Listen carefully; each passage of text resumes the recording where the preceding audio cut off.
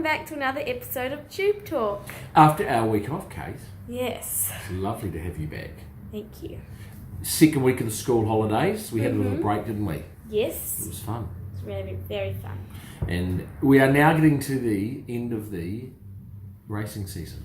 So one day break. 2 weeks to go, and then all the horses age by a year. Yeah, By So a funny. year. It's not really like the season ending though. It's No. just like Yeah, it just carries on. yeah. But all the horses change a year. Yeah. Right, should we discuss Yes. the upcoming runners this weekend on both sides of the Tasman? Okay. So at New Plymouth on Saturday in race 5 we have Rock Island Line. Yes, a horse that is running into some nice form. Fourth last start, will improve for it. Was wanting it just a little bit wetter last start, and he gets that, although it's going to be very wet, it's going to go to a heavy 11. And I reckon he's probably best on like a slow 8, 9, heavy 10. So rain on the day could help, but he'll run, and he should run really well. I think he should be a small field. He should probably sit just midfield or somewhere, but he's ready to strike. He's a good each way chance. Also at New Plymouth in race 8 we have Baltesta. So Baltesta, she was fresh up last start over a mile. We knew it'd be too short for her. It was. As she steps up in ground, she's going to get better and better. The concern is it's a last race on a heavy 11 track, could be very, very heavy. We don't want to knock the guts out of a second up. She's drawn wide, which will help, so she'll be able to sort of travel in the better part of the ground.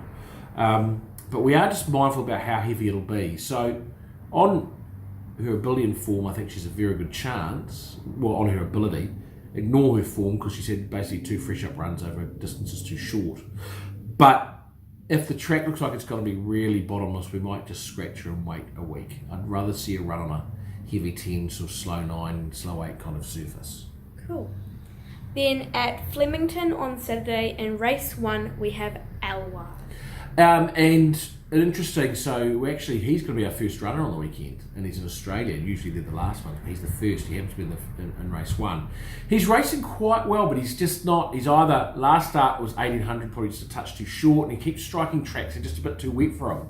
He just wants it a bit better, and he's running sort of nice enough races without really looking like winning. But I think a lot of that is the really heavy tracks, wet tracks he's been striking. He needs to strike a better track. We're going to get a chance at it on Saturday, I think.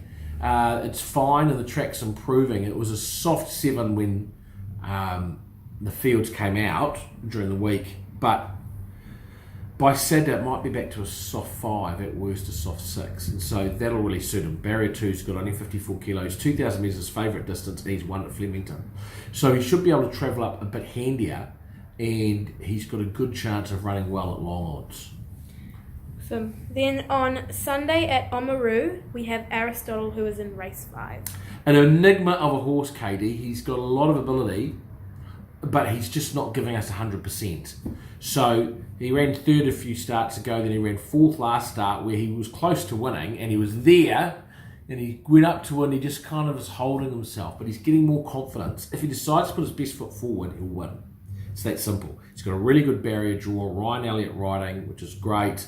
He's got to strike a good 3 sort of dead 4 track, dead 5 track I think, which will suit as well. So he's got every chance. It'll be up to him if he decides to do it. A little bit lazy. Well, yeah, he works like a champion, and he just isn't giving us 100% on race day. He's there, but just not, and he's got more to give. So if he gets confidence and wins one, I think he'll really go on with it. So he could be quite a handy horse. So hopefully Sunday's the day where he decides to puts his best foot forward. He's an interesting runner. Cool. So now it's time for Bit of the Week. So First one for a couple of weeks. Bit of the Week is in Oamaru in race 6, and it is pure class. Pure class. I decided to go to Oamaru because of the track conditions on the North Island everywhere around makes it a bit difficult. I looked at a couple of horses, but I've gone for this horse Pure Class at Oamaru. It's a 3-year-old filly having its 3rd start by Ocean Park out of Mystify, so it's quite a good South Island family. Its last start on a dead 4 track, it dived and just missed. Gets a good barrier draw this Sunday, and it's got a 3 kilo claimer on it. She's got us at handy. It doesn't look like a strong field, and she looks like an excellent chance of winning on her breeding and current form. So she's our winning bet for our bet of the week. Awesome. So that wraps up Tube Talk for this week. And we'll see everybody next week, with there'll only be 1 week to go to the end of the season. Okay. Bye. Bye. Then Bell Tester, Master's Choice out into the clear. Further back in the field is a race for home is Willie John McBride at the 250. It's still Dougie on the inside. Master's Choice coming after. So too is Bell Tester. Got to get my woohoo. Then Contessa Bell. Dougie in front. Here's Bell Tester charging out of the pack though. Bell Tester ranged up, put its head in front, shut the gate. It's home. Bell Tester and Sam Collard won it.